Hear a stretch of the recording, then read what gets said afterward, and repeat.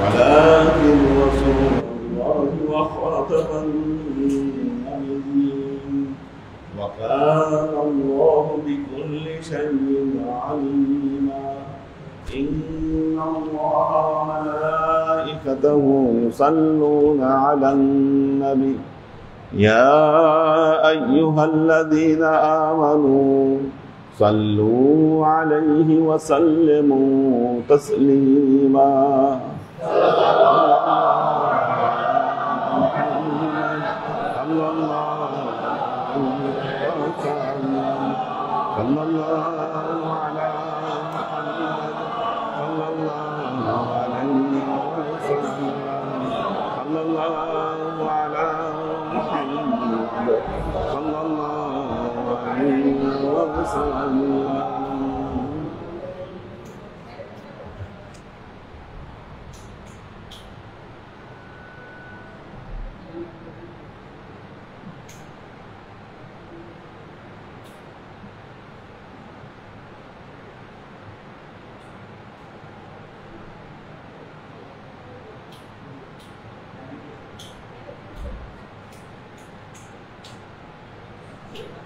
হ্যাঁ আছে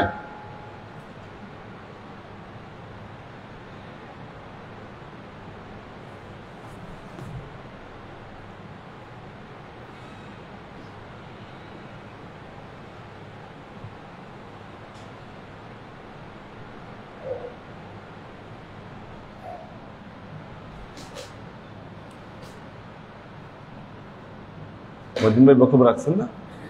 বক্তব্য রাখছেন তো?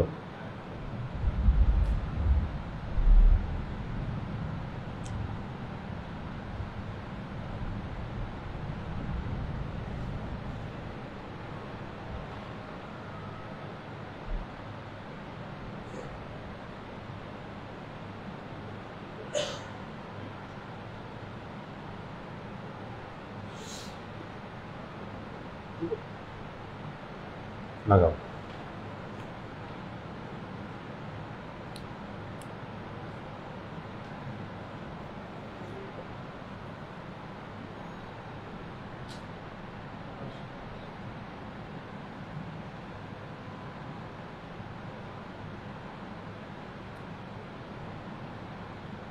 ঈদে মিলাদুন নবী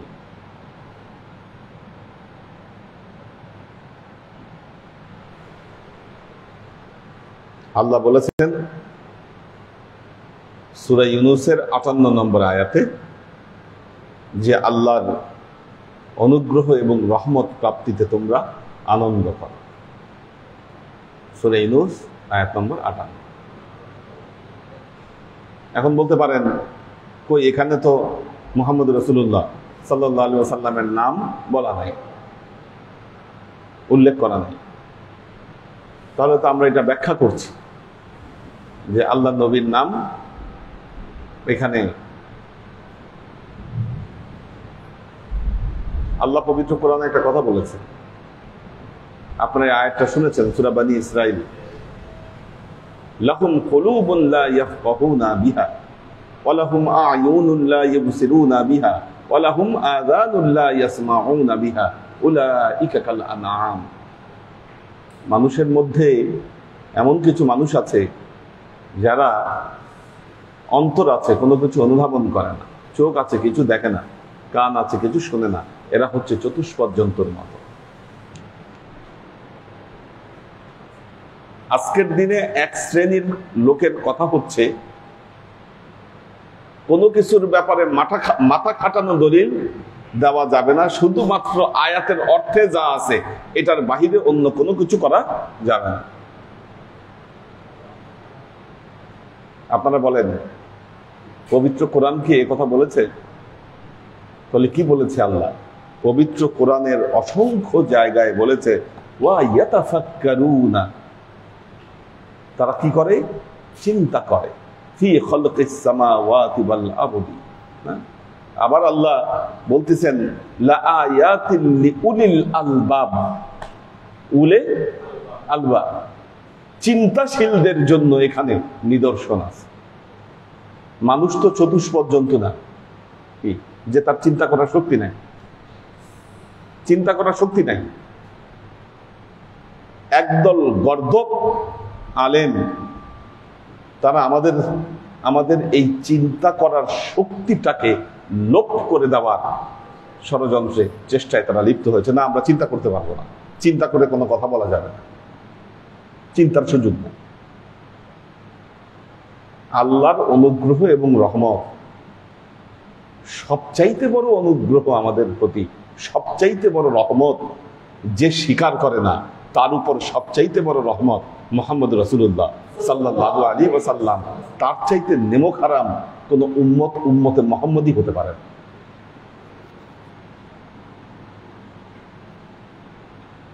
আচ্ছা,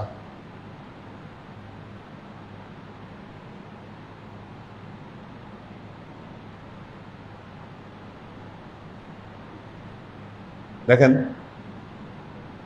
আল্লাহ বলেছেন আমা আরসালনাকা ইল্লা রাহমাতাল লিল আলামিন, সূরা আম্বিয়া আয়াত নম্বর 107। আচ্ছা, দেখেন ইমাম ইবনে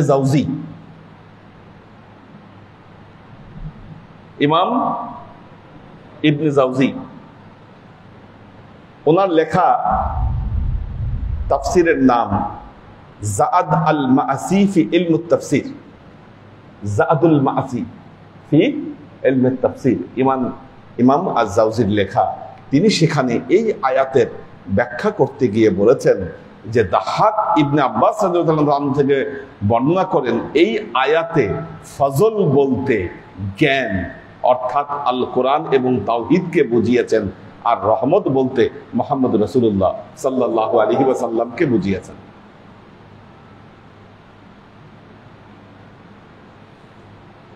আল্লাহ বলছে না তার রহমত প্রাপ্তিতে আর কি করো, তার অনুগ্রহ এবং রহমত প্রাপ্তিতে তোমরা আনন্দ করো। অনুগ্রহ বলতে তিনি আমাদেরকে জ্ঞান দিয়েছেন, আল কোরআন দিয়েছেন, এটা হচ্ছে সবচাইতে বড় অনুগ্রহ। আর সবচাইতে বড় রহমত হলো মুহাম্মদ রাসূলুল্লাহ সাল্লাল্লাহু আলাইহি ওয়াসাল্লামকে তিনি প্রেরণ করেছেন। কোরআনের আয়াত দ্বারাও এটি প্রমাণিত হয়, আল্লাহর নবী হচ্ছে আমাদের জন্য সর্বোত্তম রহমত। ইমাম জালালউদ্দিন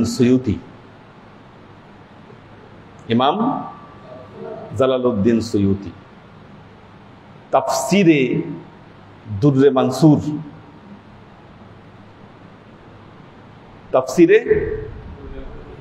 মানসুরে তিনি এই আয়াতের ব্যাখ্যা করতে গিয়ে বলেছেন, এই আয়াতের ব্যাখ্যায় হযরত আব্বাস রাদিয়াল্লাহু তাআলা আনহু থেকে বর্ণনা করেছেন ফজল বলতে জ্ঞানকে, রহমত বলতে রাসূলুল্লাহ সাল্লাল্লাহু আলাইহি ওয়াসাল্লামকে প্রেরণ করা হয়েছে। কারণ আল্লাহ বলেন আমি আপনাকে জগৎ সমূহের প্রতি আমার রহমত স্বরূপ প্রেরণ করেছি। কোনো সন্দেহ নাই আমাদের উপর আগত সবচাইতে বড় রহমত হচ্ছেন মুহাম্মদ রাসূলুল্লাহ সাল্লাল্লাহু আলাইহি ওয়াসাল্লাম। আল্লামা আলুসি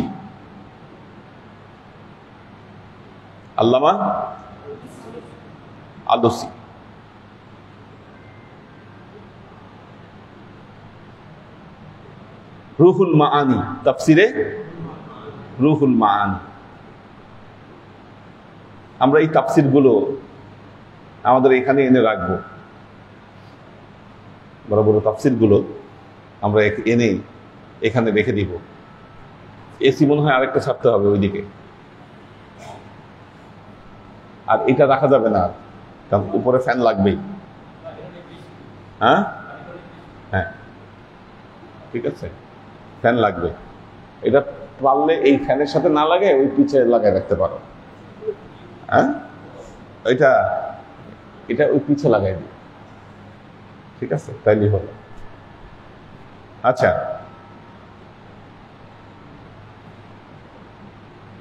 তিনি তাফসিরে রুহুল মাআনির আল্লামা আলুসি তিনি এটার ব্যাখ্যা করতে গিয়ে বলেছেন ফজল বলতে মুহাম্মদ রাসূলুল্লাহ সাল্লাল্লাহু আলাইহি ওয়াসাল্লামকে বোঝানো হয়েছে।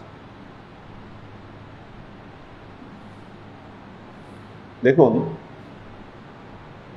সমস্যাটা কোথায়,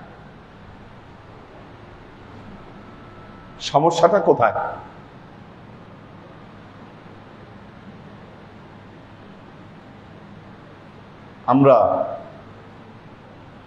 কয়েকটা শব্দ বলি না? পৃথিবীতে যেই সমস্ত জাতির কালচার অনেক রিচ, যাদের কালচার অনেক রিচ, তাদেরকে মানুষ ভিন্ন চোখে দেখে। আমরা যে তুরস্কে গিয়েছি, তাদের ফুড কালচার পৃথিবীর অনন্য। এদের খাবারের যত ভ্যারাইটি, এটা কিন্তু পৃথিবীর অন্য কোনো দেশে নেই, না আরবে আছে, না ইরানে আছে। কি, সবার চাইতে তারা অনন্য। এদের ফুড কালচার, কালচারের খাবারের ভিন্নতা।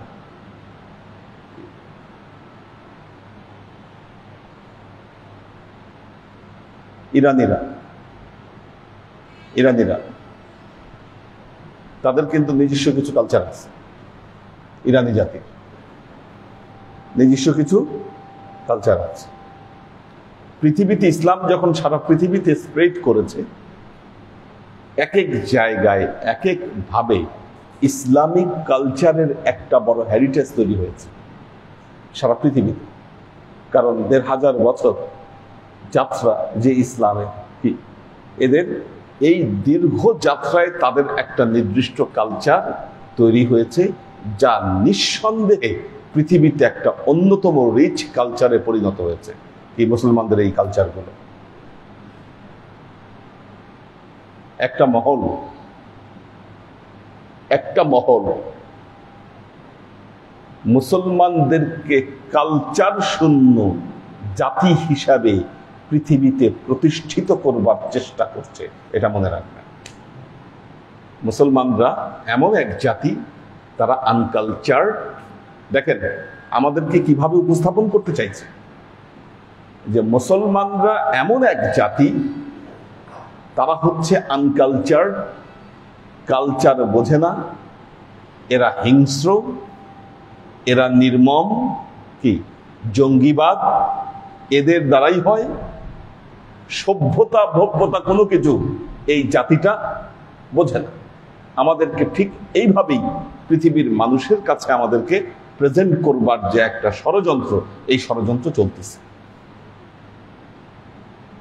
আর এই ষড়যন্ত্রে নেতৃত্ব দিচ্ছে, খুব বাস্তব কথা বলছি, এই ষড়যন্ত্রে নেতৃত্ব দিচ্ছে আলেম নামক মুখোশধারী এই ইহুদি খ্রিস্টানদের কিছু দালাল। তারা আমাদের কালচার ধ্বংস করে দেওয়ার জন্য শিরক বেদাত বিভিন্ন নামে বিভিন্ন কথায় আমাদের উপর খড়গ ঝুলিয়ে দিচ্ছে। এর বিরুদ্ধে যে আমরা কথা বলবো, এই সাহসটুকু আমাদের নিঃশেষ করে দিয়েছে। কেন? কথা বলতে গেলে একটাই গালি, একটা সুন্দর একটা কথা শিখেছে, বেদাতি। কি গালিটা? বেদাতি। বেদাতি। বেদাত কাকে বলে? বেদাত কাকে বলে? হ্যাঁ, ইসলামে হ্যাঁ কোথায় নতুন কিছু আবিষ্কার? হ্যাঁ, বেদাত শব্দের অর্থ নতুন আবিষ্কার। ঠিক আছে, নতুন আবিষ্কার না? এটা নতুন আবিষ্কার না? কি এটা নতুন আবিষ্কার কিনা? এই যে বাতাস খাচ্ছেন, কিসের বাতাস এটা?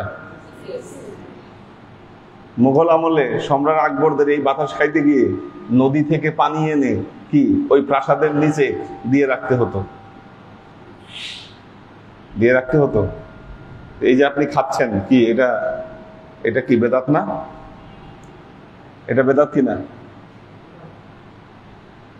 বেদাত, ঠিক আছে, এটা বেদাত। হাজা বেদাতুন। এই যে আপনি ক্লাস আপনি রেকর্ড করতেছেন, টেলিভিশন আপনি ফেসবুকে দিচ্ছেন, ফেসবুক তো বড় বেদাত। ইউটিউব বেদাত না? বেদাত। এই মোবাইল কি এটা বেদাত না? কি এটা বেদাত? সব বেদাতকে গালি দেওয়া যাবে না, কথা হচ্ছে এটা। মনে রাখবেন, বেদআতে হাসানা এবং বেদআতে সাইয়্যিআ, এই দুইয়ের মধ্যে আপনাকে পার্থক্য জানতে হবে। ওই যে আল্লাহ নবীর হাদিস, কুল্লু বেদাতিন দালালা, কি এই এক বক্তব্য ছুড়ে দিয়ে কি সব বেদাত পথভ্রষ্টতা, নাম্বার 1। দ্বিতীয় হচ্ছে, মনে রাখবেন, দ্বিতীয়ত হলো বেদাত যেই দিকে আল্লাহ নবী নির্দিষ্ট করেছেন, মান সান্না ফিল ইসলামি সুন্নাতান হাসানাতান, সুন্নাতান বলেছেন, যে ব্যক্তি ইসলামে এমন কিছু ভালো কিছু উদ্ভাবন করলো, আল্লাহ নবীর হাদিস, যে ভালো কিছু উদ্ভাবন করলো এবং তার ওই ভালো উদ্ভাবন থেকে যারা এর দ্বারা উপকৃত হলো সে তার ফল ভোগ করবে। আবার খারাপ কিছু যে উদ্ভাবন করলো, এর দ্বারা যে এই খারাপকে অনুসরণ করলো, এর দ্বারা যে ক্ষতিগ্রস্ত হবে তারও ফল সে ভোগ করবে।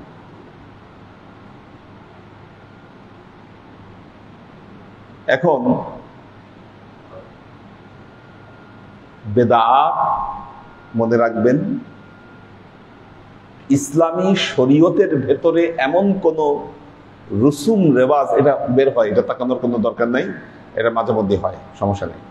ইসলামের মধ্যে এমন কিছু রুসুম রেওয়াজ তৈরি করা যেটাকে মানুষ সওয়াবের নিয়ত মনে করবে, যে এটা খাইলে আমার, এটা করলে আমার সওয়াব হবে, অথচ আল্লাহ নবী সেটাকে সওয়াবের কথা বলে যান নাই। কি এই ধরনের কিছুকে আমরা বেদাতে সাইয়্যিআ বলে থাকি।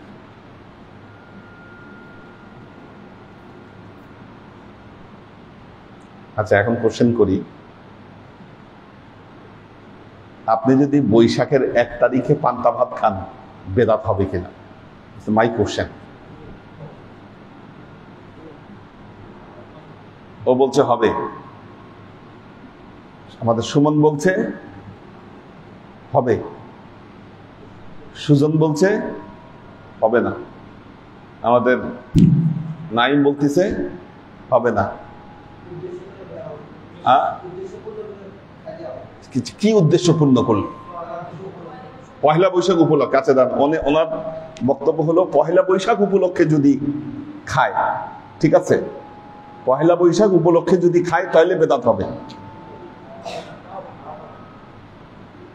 দেখেন, আমাদের ভুল কনসেপ্টটা হচ্ছে এই জায়গায়, আমাদের প্রবলেমটা হচ্ছে এই জায়গায়। বেদাতটা হচ্ছে একটা শরঈ শব্দ। কি শব্দ?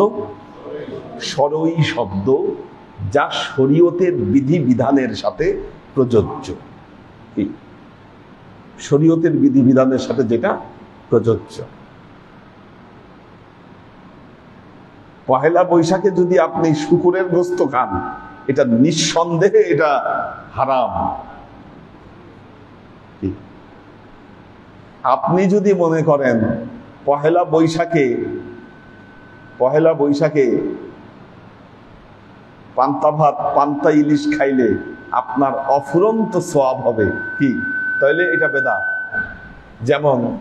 যেমন শবে বরাতে যদি হালুয়া রুটি আপনি খান, কি শবে বরাতে যদি আপনি হালুয়া রুটি খান তাহলে আপনার সওয়াব আছে, এটা যদি আপনি মনে করেন তাহলে এটা হলো আপনার জন্য বেদাত।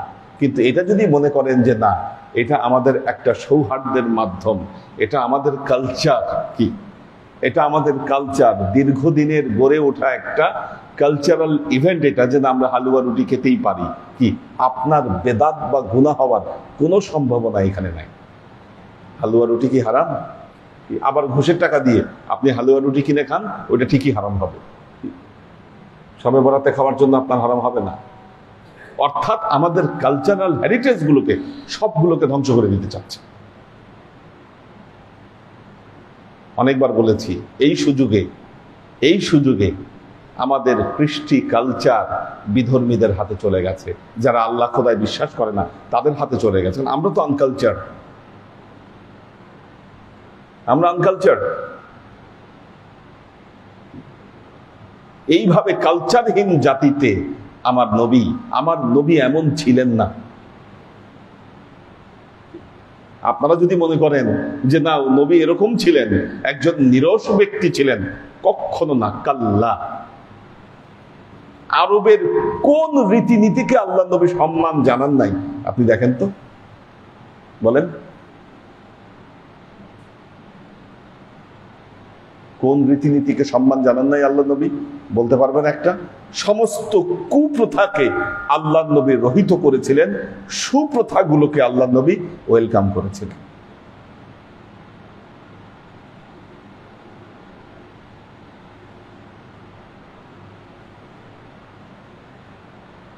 এই যে মুহররম, সফর, রবিউল আউয়াল, রবিউল সানি, এটা কি প্রি ইসলামিক না পোস্ট ইসলামিক? Pre Islamic. 12 মাসের মধ্যে 4টা মাসকে সম্মান করা, এটা প্রি ইসলামিক কালচার কি? আল্লাহর নবী আসার পর পবিত্র কোরআনের আয়াত দিয়ে এগুলোকে বৈধতা দেওয়া হয়েছে, ওকে যা আছে সেভাবে চলবে।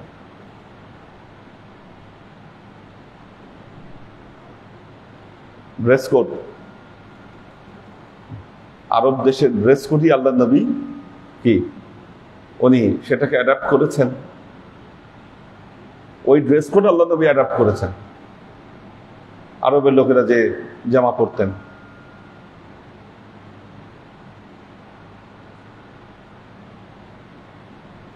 ফুড, কিছু জিনিসকে শরীয়তে একটা বিধান দিয়ে দেওয়া হয়েছে আমাদের, কি হারাম কি হালাল বলে দেওয়া হয়েছে, সব স্পষ্ট আমাদের কাছে। যদি হারামের সীমা আমাদের কোনো কাজ অতিক্রম করে সেটা আমাদের জন্য হারাম, আর যেটা আমাদের জন্য হালাল সেটা কিন্তু হালাল। হালালকে হারাম বলার বেদাতের ছুতায় আর অন্য কোনো কিছু ঘুরানো পেঁচানোর যুক্তি দিয়ে আপনি হালালকে আপনি হারাম বলবেন, এই অধিকার আপনাকে কেউ দেয়নি।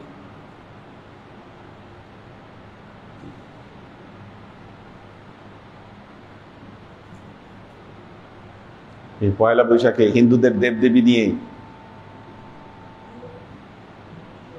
কি করা? মঙ্গল শোভাযাত্রা করা। হ্যাঁ, আমরা এগুলোর বিরুদ্ধে কথা বলেছি, এগুলো আমাদের কালচার না, এগুলো হেরিটেজের মধ্যে পড়ে না। লাস্ট শোভাযাত্রায় একটু চেঞ্জ দেখলাম, এগুলা বাদ দিয়ে দেখলাম যে দাড়ি-দুড়িওয়ালা কিছু মানুষের ছবি টবি আমি লাস্টটায় আমি দেখলাম। আমি জানি না এটা কি, এটা সম্পর্কে বিশদ আমি জানি না। তো যা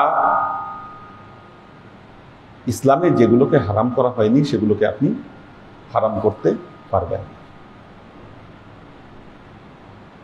ঈদে মিলাদুন নবী প্রমাণ করতে চান যে নবীর সব উম্মতরা মরে গেছে পৃথিবীতে? এই ভবিষ্যৎবাণী আল্লাহ নবী করেছিলেন যে ইহুদি খ্রিস্টানরা দাওয়াত দিয়ে মুসলমানদেরকে হত্যা করবে কেন?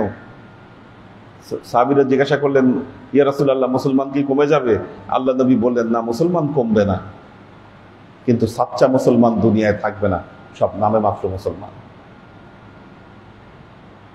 নামে মাত্র মুসলমান।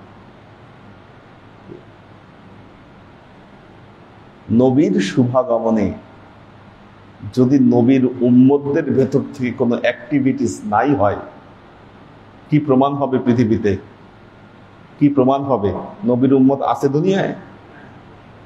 যেখানে আমরা আল্লাহর তরফ থেকে আমরা নির্দেশ পেয়েছি। মিলাদকে বেদাত ঘোষণা করা হয়েছে, ঈদে মিলাদুন নবীকে বেদাত ঘোষণা করা হয়েছে, মোনাজাতকে বেদাত ঘোষণা করা হয়েছে। কি শুরু করেছে আপনি চিন্তা করে দেখেন।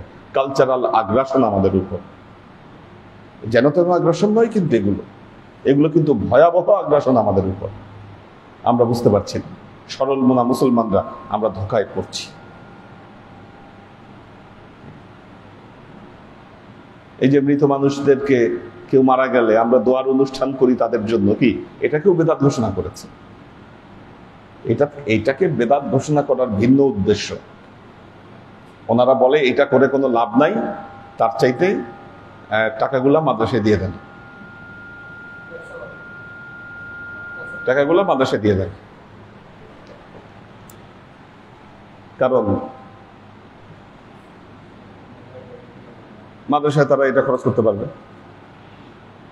আর বিভিন্ন জায়গায় এগুলো হলে তো ওনারা ভয় পায় যে না ওনাদের মাদ্রাসা চালিতে সমস্যা হয় কিনা। কি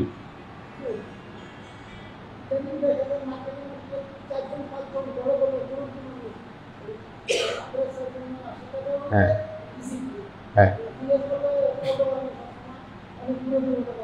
হ্যাঁ, এগুলো সব ফালতানা। তবে মাদ্রাসায় যে ছেলেগুলোকে পড়ে তাদেরকে দিয়ে ভিক্ষাবৃত্তি করানো হয়, এটার ব্যাপারে তো আমরা বরাবরই কথা বলি। দেখবেন মাহফিলের নামে মাদ্রাসার ছেলেপেলেদেরকে রাস্তায় নামায় দেওয়া হয়েছে, তারা রাস্তায় মাঝখানে দাঁড়িয়ে তারা চাঁদাবাজি করছে। কি আমরা কি শিক্ষা দিচ্ছি বাচ্চাদেরকে?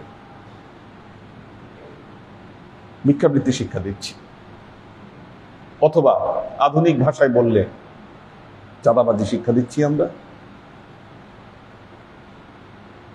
মাদ্রাসার কোমলমতি ছাত্রদেরকে দিয়ে এই শিক্ষা দেওয়া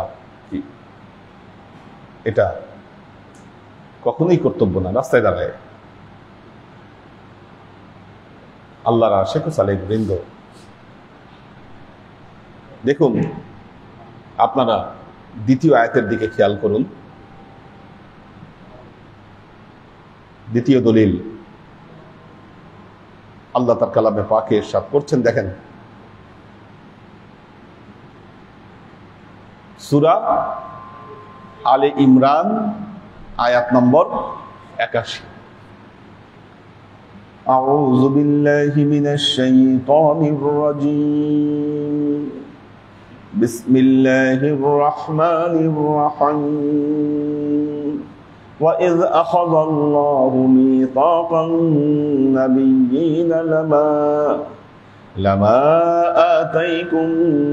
لَمَا آتَيْتُكُم مِّن كِتَابٍ وَحِكْمَةٍ ثُمَّ جَاءَكُمُ الرَّسُولُ مُصَدِّقٌ لِّمَا مَعَكُمْ لَتُؤْمِنُنَّ بِهِ وَلَتَنصُرُنَّهُ قال أقررتم وأخذتم على ذلك إصري قالوا أقررنا قال فاشهدوا وأنا معكم من الشاهدين।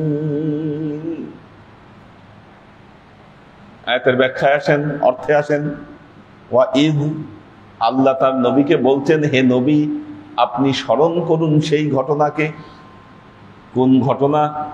আখাযাল্লাহু, আল্লাহ তাআলা নিলেন, মিসাকান নাবিয়্যিন, নবীদের অঙ্গীকার নিলেন। কি হলো ঘটনা? আল্লাহ কি করলেন? কাদের কাছ থেকে? নবীদের কাছ থেকে, সমস্ত নবীদের কাছ থেকে আল্লাহ অঙ্গীকার নিলেন। কি অঙ্গীকার নিলেন?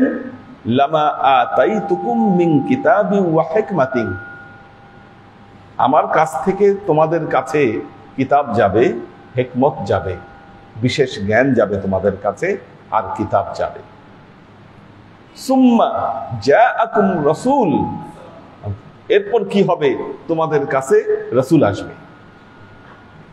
সুম্মা অতঃপর, সুম্মা অতঃপর, জাআকুম রাসূল, তোমাদের মধ্যে কি যাবে?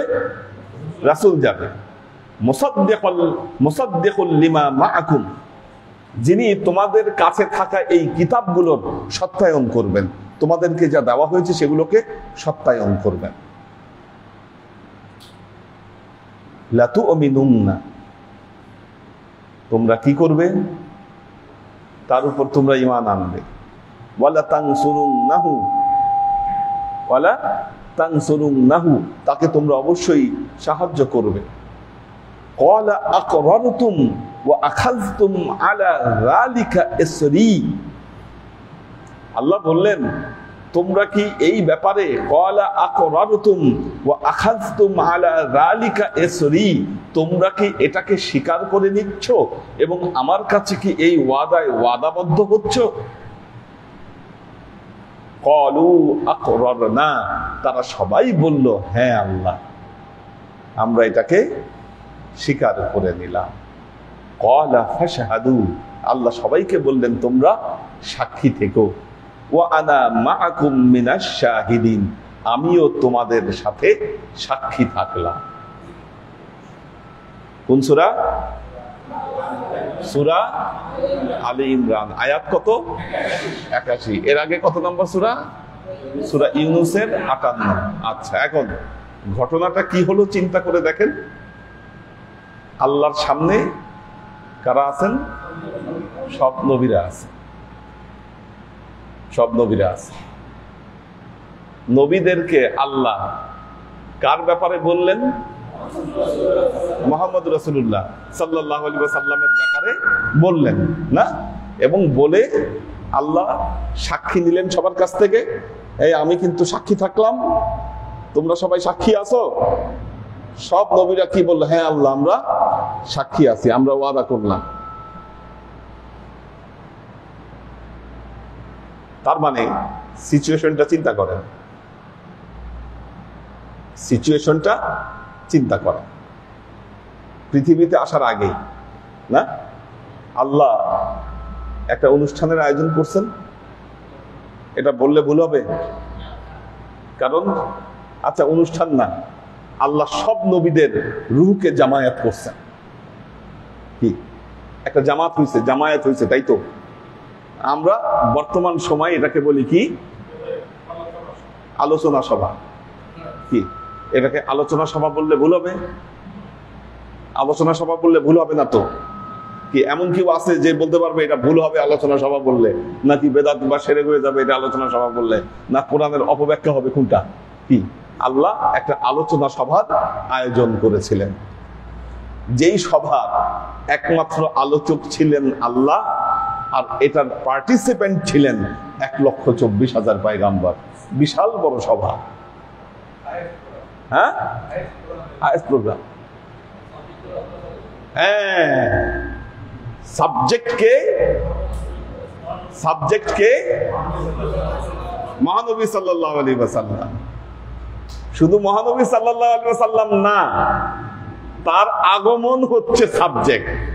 সুম্মা যা আকুম, তোমাদের মধ্যে কিন্তু একজন নবী আসবেন। কি ইঙ্গিতটা কোন দিকে? তার আগমনের দিকে। শুধু নবী না, নবীর আগমনের দিকে, তার জন্মের দিকে। পৃথিবীতে কিন্তু একজন নবী জন্মগ্রহণ করবেন, তখন কিন্তু তোমরা তাকে মেনে নিবা, তাকে কিন্তু তোমরা স্বীকৃতি দিবা। আচ্ছা, এখন আমরা যে বলি মিলাদুন নবী, কি আমরা কি বলি? মিলাদুন নবী মানে আমরা মিলাদুন নবীর অনুষ্ঠান করব, তাই তো? যেই অনুষ্ঠানে নবীর আগমনের ব্যাপারে, নবীর ব্যাপারে কথা হবে, যেখানে এই মিলাদুন নবীর অনুষ্ঠান তো সবার আগে আল্লাহ করছেন। করছেন কিনা? আল্লাহ করছেন। আল্লাহ যদি করতে পারে মিলাদুন নবীর অনুষ্ঠান, কি আমরা করতে গেলে বাধা দেওয়ার কে?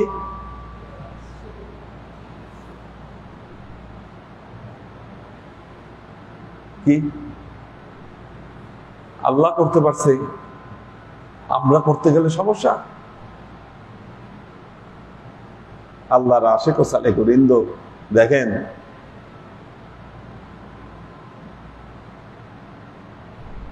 গরু ছাগলে ভরে গেছে দুনিয়া। একটা জিনিস খেয়াল করবেন, যারা এই কথাগুলো বলে, এই মাসলাগুলো দেয়, ঠিক মতো কোরআন তেলাওয়াত করতে পারে না। আমি আরো কতগুলো জিনিস খেয়াল করছি। এদের কোনো হাফিজি মাদ্রাসা নাই, এদের মাদ্রাসাগুলো হ্যাঁ, এরা কিন্তু কোনো হাফিজি মাদ্রাসা দিকে যায় না। এদের কাজই হচ্ছে এই হাদিস নিয়ে গবেষণা, এর বাইরে কিছু নাই। হ্যাঁ হ্যাঁ না, কমই না, কমিদের কথা বলছি, কমিদের কথা বলছি। কমিরা সবাই এগুলো কথা বলে না, ওটার মধ্যে আবার ভাগ আছে। ওয়াহাবি মতবাদ বাংলাদেশে কয়েকটা সুরতে আছে, 3-4টা সুরতে আছে বাংলাদেশে। আপনাদেরকে বলি কি, যারা এই যে আরব দেশে মুসলমানদের অগ্রযাত্রাকে থামিয়ে দেওয়ার জন্য এবং কালচারাল এবং রিলিজিয়াস ডিভাইডেশন তৈরি করবার জন্য আরব দেশে যে ওহাবি মতবাদ তৈরি হয়েছিল, এই ওহাবি মতবাদ কয়েকটা সুরতে কাজ করতেছে। জানতে হবে না আপনাদেরকে? এক হচ্ছে আহলে হাদিস, আহলে হাদিস এনারা হচ্ছে ডাইরেক্ট ওনাদের একেবারে খাস চামচা, খাদেমে কাদাম্বুস। খাদেমে কাদাম্বুস বুঝেন? এমন খাদেম সবসময় খালি পা চাটে আর চুম্মা দেয়। হ্যাঁ, এরা হচ্ছে হলো এই ওদের এই খাদেমে কাদাম্বুস, পা চাটা গোলাম। এদের যত ফান্ডিং, টাকা পয়সা, যা কিছু সব ওখান থেকে আসে, সব ওখান থেকে আসে। দ্বিতীয় আখড়া তাবলিগ জামাত। তাবলিগ জামাত, এই তাবলিগ জামাত তারিখটা মনে নাই, সৌদি বাদশার পারমিশন নিয়ে মাওলানা ইলিয়াস সাহেব কি এই তাবলিগ জামাতকে প্রতিষ্ঠা করেছিলেন, যার প্রধান মার্কাজ দিল্লিতে প্রতিষ্ঠা করা হয়।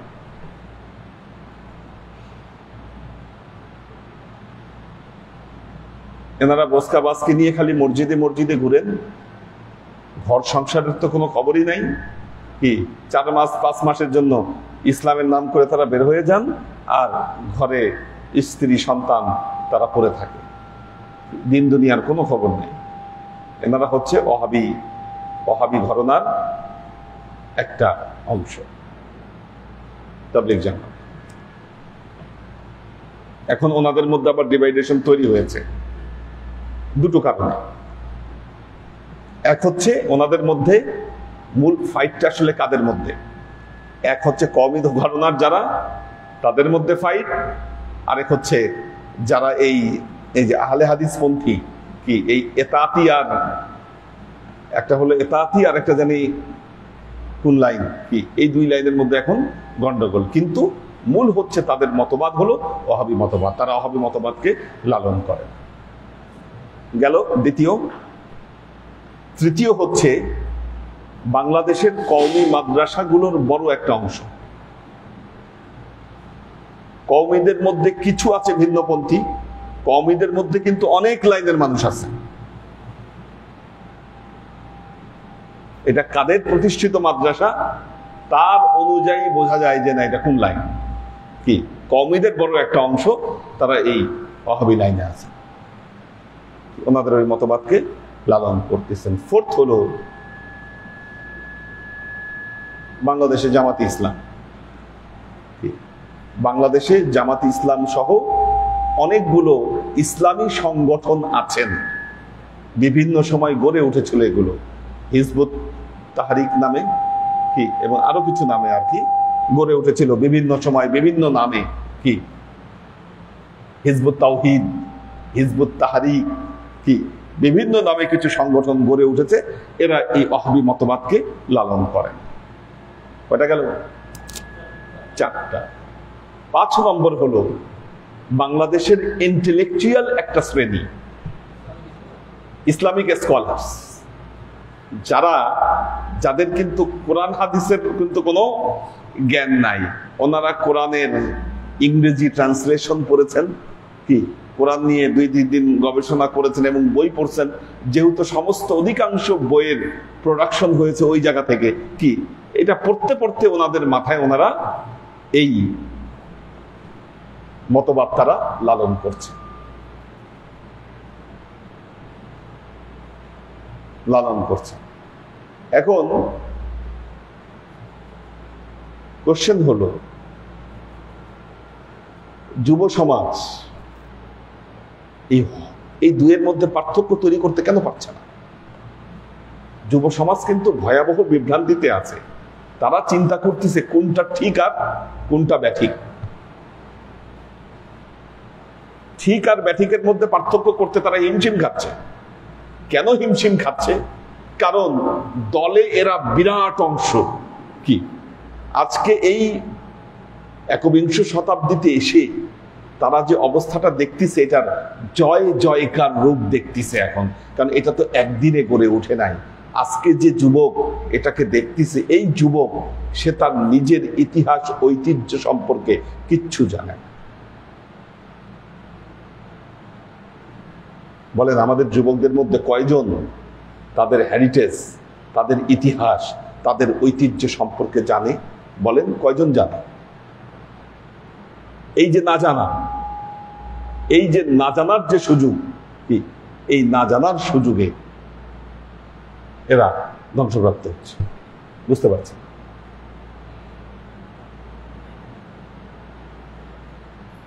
ইসলামী ঐতিহ্য টিকিয়ে রাখার জন্য এখানে কতটা সংগ্রাম করতে হয়েছে মুসলমানদেরকে, ইতিহাসেরা জানে না।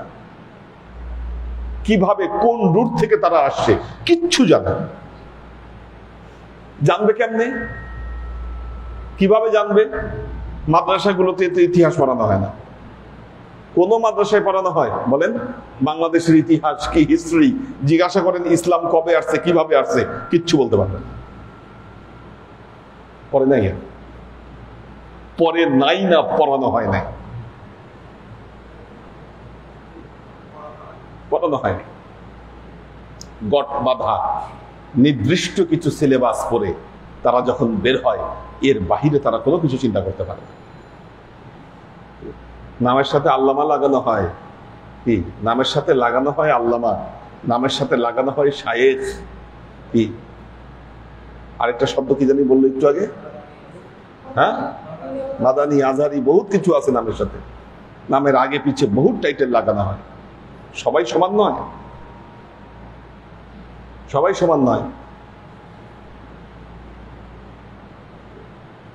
কিন্তু আজকে আমাদের মুসলমানরা সঠিক পথ পাচ্ছে না কেন? এক হচ্ছে এদের এই প্রোপাগান্ডা, প্রচেষ্টা, আর আমাদের ব্যর্থতা। আমাদের ব্যর্থতা। আমি যেখানে যাই একটা কথা বলি যে আমাদের পীর সাহেবরা, সুন্নিরা একটা জায়গায় মাইর খেয়েছে, তারা বড় বড় প্রতিষ্ঠান গড়তে পারে নাই। একটা কথা মনে রাখবেন, শিক্ষা প্রতিষ্ঠান গড়বার কোনো বিকল্প নাই, করতে হবে। আজকে আমি মাদ্রাসা করতে পারছি না কেন? কারণ আমি যাদের কথা বললাম তাদের প্রোডাকশন নিয়ে এসে আপনি আপনার ঐতিহ্যের কি, আপনার দর্শনের আপনি প্রতিষ্ঠান করবেন, এটা কোনোদিন সম্ভব না। তাহলে পীর সাহেবদের সুন্নি হাফেজ থেকে পাবেন আপনি? নাই। কেন নাই? ওনারা গড়তে পারে নাই। এটা ব্যর্থতা, এটা ব্যর্থতা।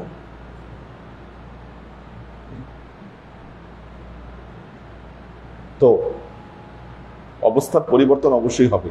আমরা এই ব্যাপারে কাজ করছি, বসে নেই, কাজ করছি, সময় লাগবে।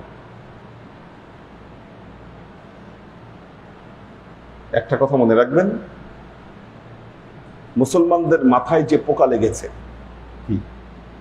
ইহুদি খ্রিস্টানদের শিখিয়ে দেওয়া ইসলাম, তাদের চাপিয়ে দেওয়া ইসলাম যতদিন আপনি পালন করবেন ততদিন এদের গোলামি থেকে আপনি বের হতে পারবেন না। ইহুদি খ্রিস্টানদের গোলামি আপনি ছাড়তে পারবেন না। তাহলে উপায় কি?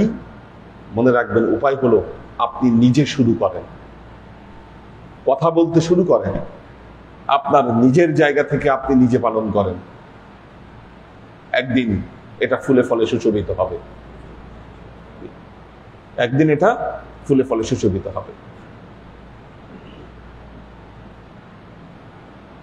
আল্লাহর আশিক ও সালেক বৃন্দ, আল্লাহ কি করলেন? অঙ্গীকার নিলেন, মাহফিল করলেন। যেই মাহফিলে সমস্ত নবীদের কাছে আল্লাহর নবীর আগমনের কি দিলেন? সংবাদ দিলেন।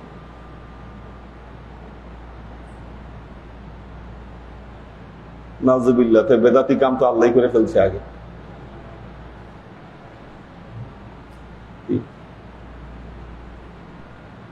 কোরআনে তো আর সেই বর্ণনা আসে নাই যে আমরা কি বলতে পারি, দেখেন আমরা কি কনফার্ম যে আল্লাহর আয়োজিত মাহফিলের জাঁকজমকতা কতটা হতে পারে? কি আহাম্মকদের মাথায় তো এটা চিন্তা করার সুযোগই নাই। এক কথাই বলে দিছি, এগুলো সব বেদাত, করা যাবে না, করলে এমন ভয়াবহ গুনাহ হবে কি তুমি কিন্তু নরকে যাবা। কত মারাত্মক কথা। এই খবরদার, নবীরে নিয়ে যদি ঈদে মিলাদুন নবী যদি করছস তোর তো জাহান্নাম তোর জন্য নিশ্চিত। এখন সব হয়, সব কালচার হয় কি, কিন্তু যখনই ইসলামী কোনো কিছুর প্রশ্ন আসে কি তখনই কয় না রে বাবারে বাবা এটা বেদাত। দেখবেন মেয়ে মানুষ মাথায় কাপড় নাই কি ওড়না বুকে বেচায় হাঁটে, সে বলে দেয় কোনটা বেদাত আর কোনটা সুন্নাত। বাস্তবতা আমাদের জীবন। উনি ফয়সালা দেন না এটা বেদাত, সর্বনাশ।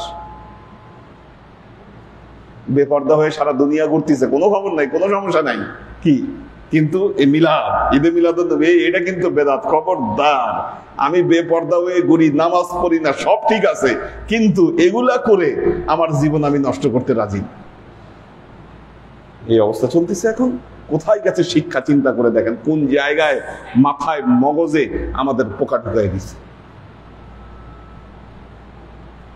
কথা বলবে কে এগুলো নিয়ে?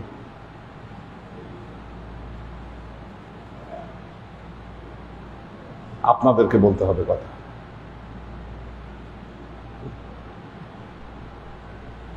ঈদে মিলাদুন্নবী কে পালন করছে? আল্লাহ পালন করছে, নবী পালন করছে, নবীর সাহাবীরা পালন করছে। কি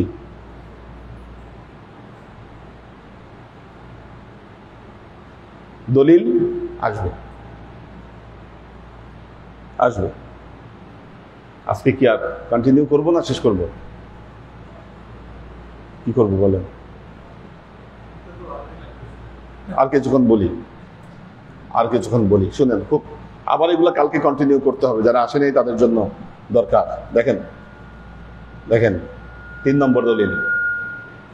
এগুলো কিন্তু কোরআন থেকে দলিল দিচ্ছি, এখনো হাদিসে ঢুকি নাই, এখনো হাদিসে ঢুকি নাই বা তার নিচের দিকে নামি নাই না। সূরা মারিয়াম আয়াত নম্বর 15 আল্লাহ হযরত ইয়াহইয়া আলাইহিস সালাম সম্পর্কে ইরশাদ করেন। দুইজন নবী সম্পর্কে কাছাকাছি আয়াত বলেছেন, দুইজন নবী সম্পর্কে। সূরা মরিয়মই, সূরা মরিয়মের একটা হলো 15 নম্বর আয়াত, একটা হলো 33 নম্বর আয়াত। এক সূরার দুটো আয়াতে দেখেন কি বলতেছেন, আয়াতটা খেয়াল করেন। এটা হযরত ইয়াহইয়া আলাইহিস সালাম সম্পর্কে ইরশাদ করছেন, আউযু বিল্লাহি মিনাশ শাইতানির রাজীম, বিসমিল্লাহির রহমানির রহিম, সালামুন আলাইহি ইয়াওমা ওয়ালিদা ওয়া ইয়াওমা ইয়ামুতু ওয়া ইয়াওমা ইউবআসু হাইয়্যা, ওয়া সালামুন আলাইহি ইয়াওমা ওয়ালিদা ইয়াওমা ইয়ামুতু ইয়াওমা ইউবআসু হাইয়্যা।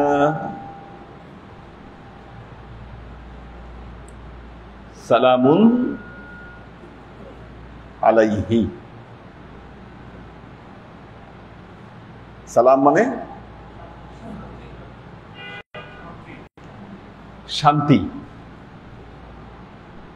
অভিবাদন,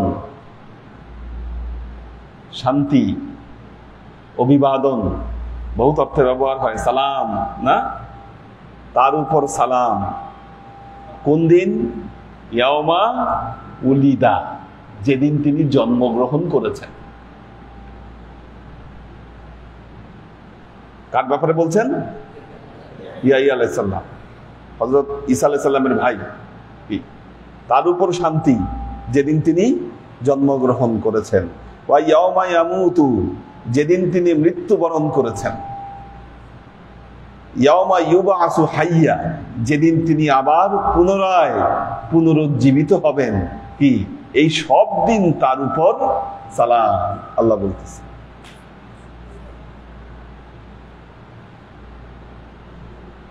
তার উপর শান্তি, তার উপর সালাম বর্ষিত হবে। কবে? কবে? ইয়াউমা ওলিদা, ইয়াউমা উলিদা, যেদিন তিনি জন্মগ্রহণ করেছেন, যেদিন তিনি মৃত্যুবরণ করেছেন, আবার যেদিন তিনি পুনরুজ্জীবিত হবেন।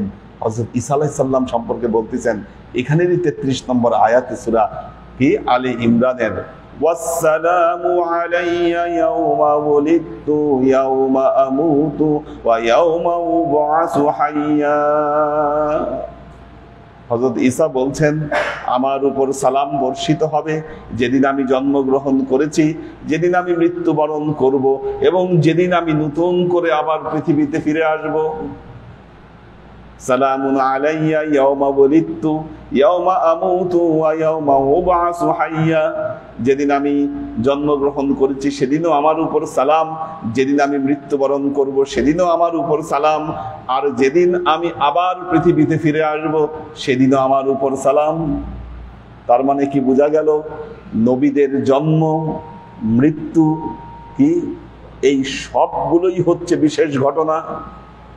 কি সবগুলোই বিশেষ ঘটনা, এবং এই দিবসগুলোতে কি আল্লাহ বলতেছেন তাদের উপর সালাম। ঈসা আলাইহিস সালাম বলতেছে আমার উপর সালাম। তার মানে এই দিনগুলো যেন তেন দিন নয়।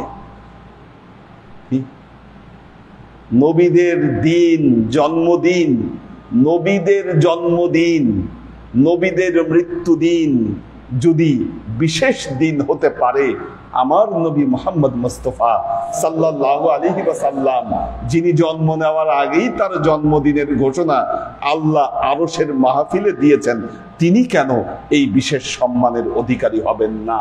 This the question.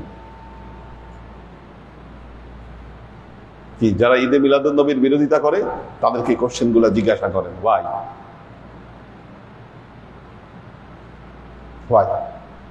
দেখেন এত যুক্তি না, এই যুক্তির জবাবে তাদের একটা খালি কথা, বেদাত। কোরআনে থাক হাদিসে থাক তাও বেদাত। কেন বেদাত? আমার অমুক সাহেব বলছে। কি আপনি দলিল জিজ্ঞেস করবেন, না এটা বুঝতে হবে ভালো মতো আমার ওই হুজুরের কাছ থেকে। তোমার কথায় আমি বুঝবো? তোমার কথা তো আমি বুঝবো না, আমার হুজুর বললে ঠিক আছে।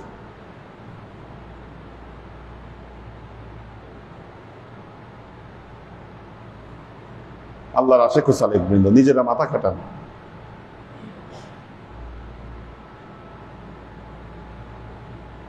উত্তর পেয়ে যাবেন।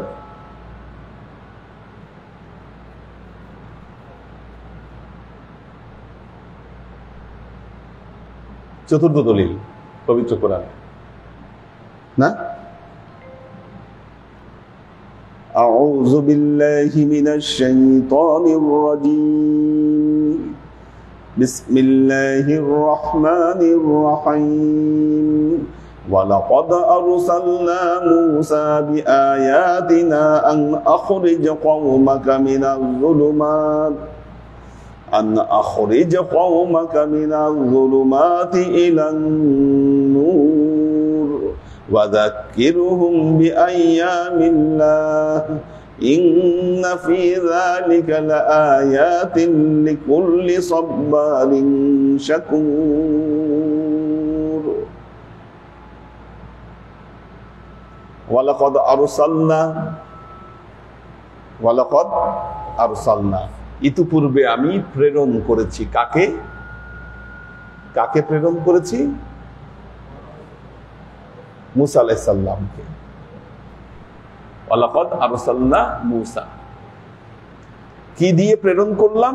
বিআয়াতিনা, আমার আয়াত দিয়ে, নিদর্শন দিয়ে। কেন? আন আখরিজ কওমাকা মিনাজ যুলুমাতি ইলান নূর, হে মূসা তুমি তোমার কওমকে অন্ধকারচ্ছন্নতা থেকে আলোর দিকে বের করে নিয়ে আসো।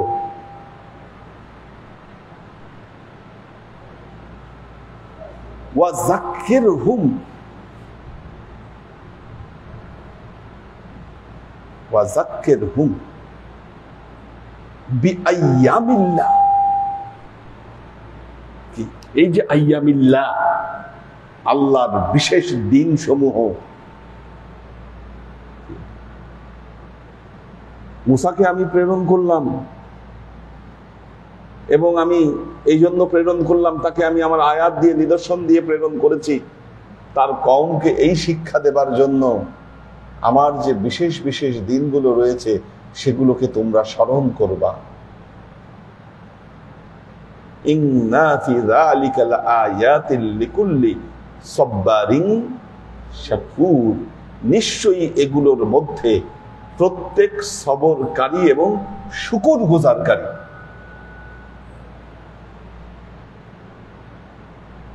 সবরকারী আর শুকরগুজারকারী।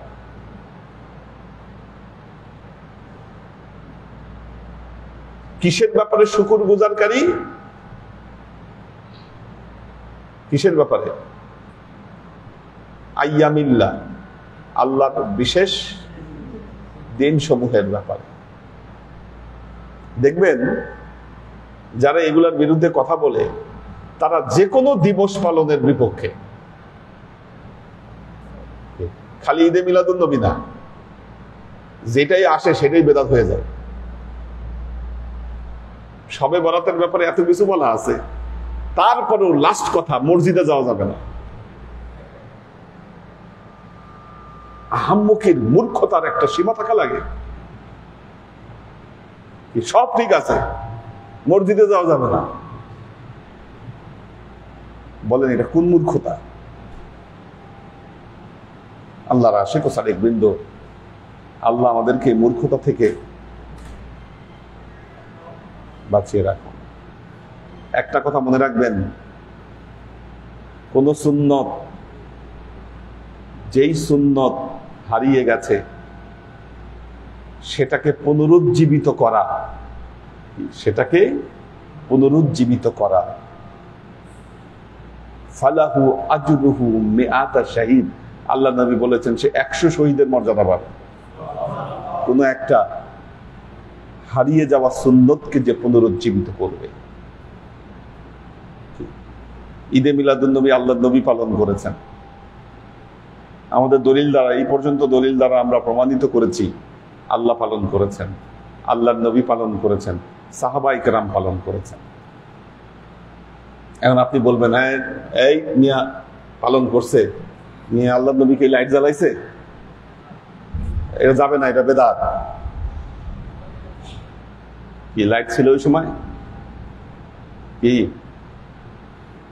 কি মোবাইদুর রহমান, কি লাইট ছিল? আচ্ছা, আল্লাহর নবী জবের রুটি খাইছে, জবের রুটি খাইছে না? আমি যদি বলি আল্লাহর নবী জবের রুটি খাইছে, আটার রুটি খাইলে কিন্তু বেদাত। তাই চলতেছে এখন। কি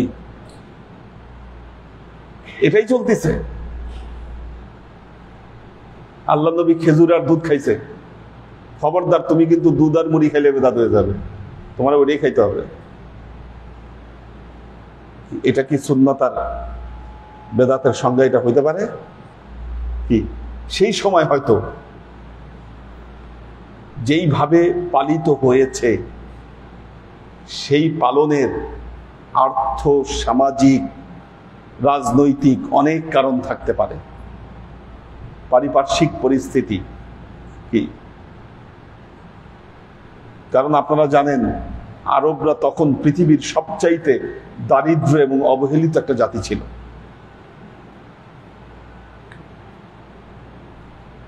দারিদ্র এবং অবহেলিত জাতি ছিল। তো তাদের পক্ষে অনেক কিছু পসিবল ছিল না, কিন্তু আল্লাহর নবী আপনি চিন্তা করে দেখেন, আমরা আজকে মুহাম্মদ রাসূলুল্লাহ সাল্লাল্লাহু আলাইহি ওয়াসাল্লামকে, আচ্ছা দেখেন আরবদের তো তখন বড় একটা কালচার, এটা বলি শেষ করব। আরবদের তখন বড় একটা কালচারাল ফ্যাক্ট ছিল কবিতা, সাহিত্য চর্চা করত। আরবদের একটা বড় ইয়া ছিল, তারা সাহিত্য চর্চা করত,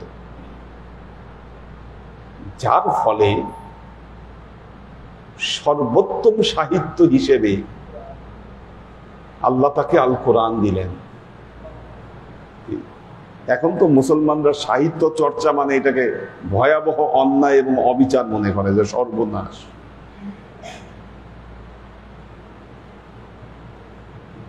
আল্লাহ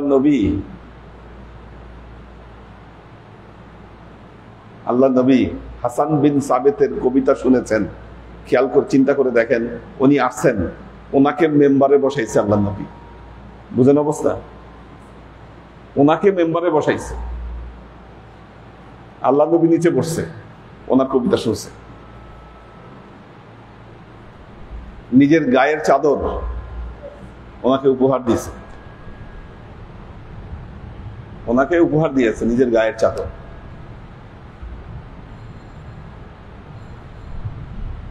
আপনার কাছে তো এগুলো এখন অ্যালার্জি, ভয়াবহ অ্যালার্জি, কারণ কালচার তো নষ্ট করে ফেলছেন আপনি।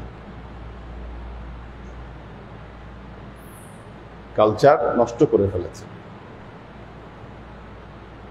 এইরকম পরিবেশে একটা বাস্তবতা হলো, দেখেন একটা জিনিস, যে আমরা কিন্তু এই বিষয়গুলো নিয়ে অনেক কাজ করছি কিন্তু, এবং এটা একটা বড় আমাদের জন্য চিন্তার বিষয়। মুসলমানদের কালচারগুলোকে নষ্ট করে ফেলা হচ্ছে।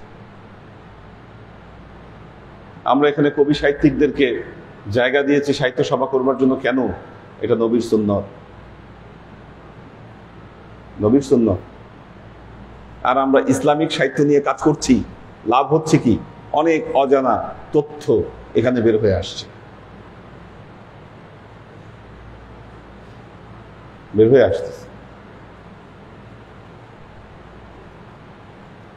আল্লাহর আশিক ও সালেক বৃন্দ, ওই যে লাস্ট অনুষ্ঠানের খবর কিন্তু পেপারে বের হয়েছে, কপিগুলো দিয়েও, যাদের নাম আসছে পেপারে, আপনার অনেকেরই নাম আসছে, আপনাদের কপিগুলো দিয়ে দিও। হ্যাঁ, তো সবার নাম মনে হয় আসে নাই, ওই প্রেস রিলিজ যেভাবে দিছে ওইভাবেই হয়তো ওখানে আসছে আর কি। তো আমি দেখলাম আর কি, যে খবর আসে, বের হয়েছে আর কি। তো আল্লাহর আশিক ও সালেক বৃন্দ, আমাদের বহু কাজ করতে হবে।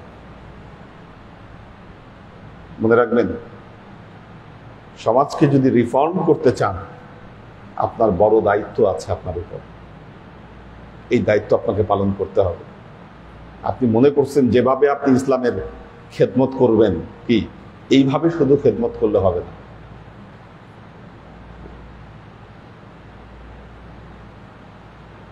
তাবলীগওয়ালারা দেখবেন মসজিদে গিয়ে কলেমার দাওয়াত দেয়। মসজিদে গিয়ে কলেমার দাওয়াত দিলে লাভটা কি আমারে বলেন? কি মসজিদে কলেমার দাওয়াত দিলে লাভ কি? মসজিদে তারাই আসছে যারা কলেমা পড়ছে, আপনি মসজিদে কলেমার দাওয়াত দেন কেন? আমরা মনে করি হুজুরদের কাছে খালি ভালো মানুষগুলাই আসবে, তাহলে খারাপ মানুষগুলার কি হবে বলেন? খারাপ মানুষগুলার কি হবে? আমাদের সময় দেখছি কেউ কেউ এত ধার্মিক পালন করেন, কোরআনে বলছে আত্মীয়তার সম্পর্ক নষ্ট করবে না। উনি এমন ধার্মিক, আত্মীয়তার সম্পর্ক নষ্ট করছেন এমন ছুতায় না, ওর ঘরে দিন বলতে কিচ্ছু নাই। যার ঘরে দিন নাই, ধর্ম নাই, আপনি না গেলে ধর্ম আসবে কেমনে তার ঘরে? এই উসিলে আপনি তাকে বয়কট করবেন, ওর ঘরে ধর্ম পালন হয় না।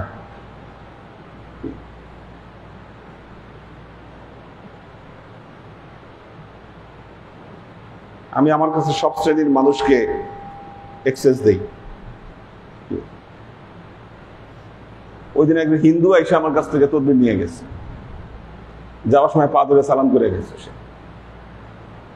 হিন্দু ফ্যামিলি, হাজব্যান্ড ওয়াইফ দুজনই আসছে।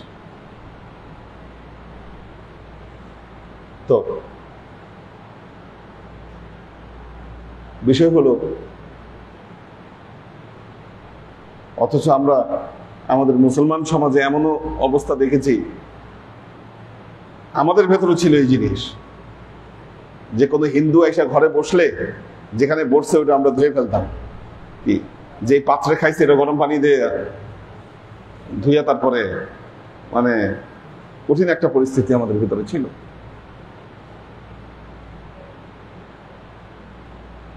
আপনার কাছে যদি খালি ভালো মানুষই আসে, তাহলে খারাপ মানুষকে ভালো করবেন কেমনে বলেন?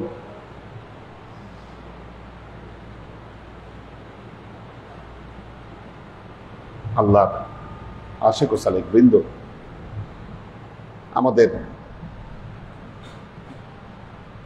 মোহাম্মদী তরিকার বেজ ভিত্তি গড়ে দিয়ে গেছেন ওনারা বেজ গড়ে দিয়ে গেছেন। এখানে যারা ছিলেন আমাদের দরবারে, ওনাদের সার্কেলটা ওনাদের শৌর্য বীর্য আপনারা দেখছেন এক সময়, এখন কিন্তু ওনারা সবাই বৃদ্ধ হয়ে গেছে। এটার পিলার ওনারা গড়ে দিয়ে গেছে, কিন্তু এটাকে আগায় নেওয়ার দায়িত্ব কিন্তু আপনাদের। এমন একটা সময় আমরা অবস্থান করছি, পৃথিবীর কাছে বিরাট এক চ্যালেঞ্জ এটা আমাদের জন্য। ষড়যন্ত্রের হাত থেকে আমাদের নবীর ধর্ম এবং দ্বীনকে রক্ষা করা। আল্লাহ আমাদেরকে তৌফিক দান করুন।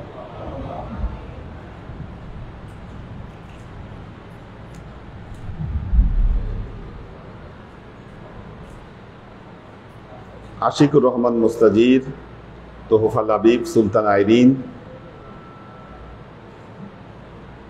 সৈয়দ ফারহান হোসেন, সালমা বেগম, শোয়েব খান, আব্দুল হাফিজ, সুলতান আইরিন, মাসুদ কবির,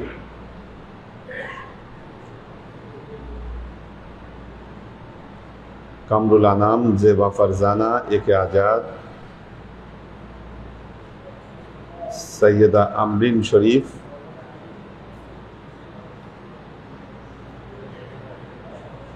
এই যে আলফ্রেড নোবেল নামে একজন আছেন আমাদের ক্লাসে, আলফ্রেড নোবেল,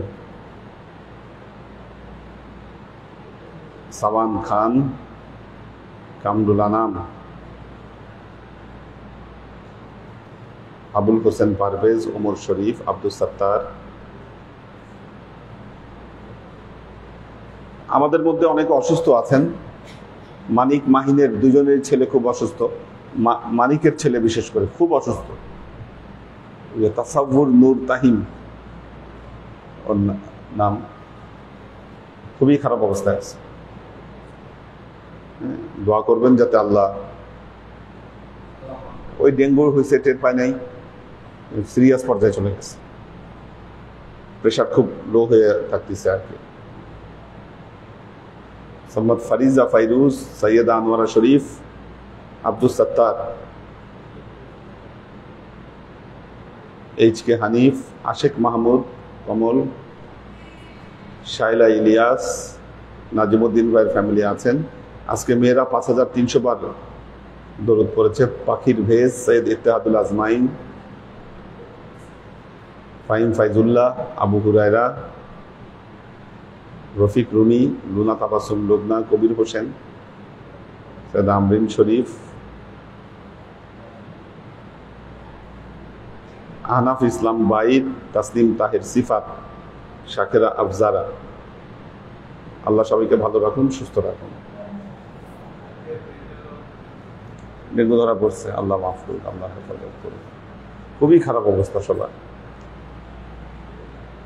اللهم آمين. اللهم صل على محمد وعلى آله كما صليت على إبراهيم وعلى آل إبراهيم إنك حميد مجيد. اللهم بارك على محمد وعلى آل محمد كما باركت على إبراهيم وعلى آل إبراهيم إنك حميد مجيد. ربنا ظلمنا أنفسنا وإن لم تغفر لنا وترحمنا لنكونن من الخاسرين. ربنا آتنا في الدنيا حسنة وفي الآخرة حسنة وقنا عذاب النار. ربنا لا تزغ قلوبنا بعد إذ هديتنا وهب لنا من لدنك رحمة إنك أنت الوهاب. اللهم إنك عفو تحب العفو فاعف عني يا غفور الرحيم الودود.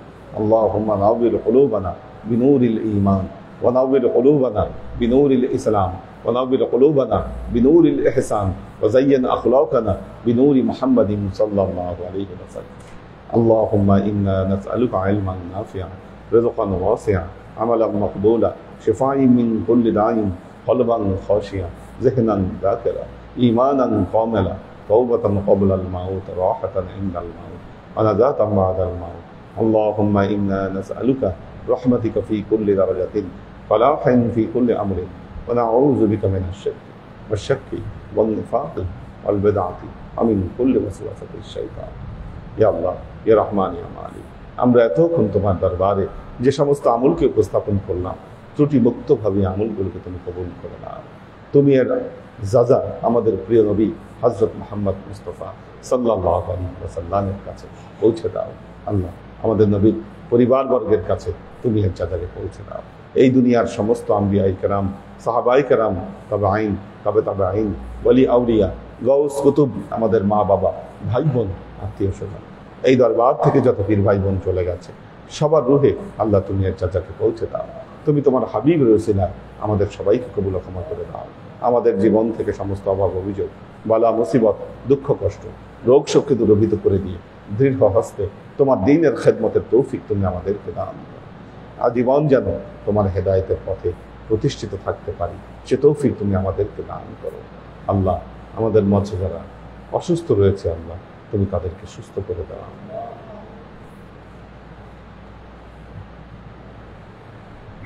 সুবহান রাব্বিকা রাব্বিল ইজ্জাতি আম্মা ইয়াসিফুন সালামুন আলাল মুরসালিন ওয়ালহামদুলিল্লাহি রাব্বিল আলামিন ওয়াজআল আখির কালিমাতিনা ইনদাল মাউত লা ইলাহা ইল্লাল্লাহ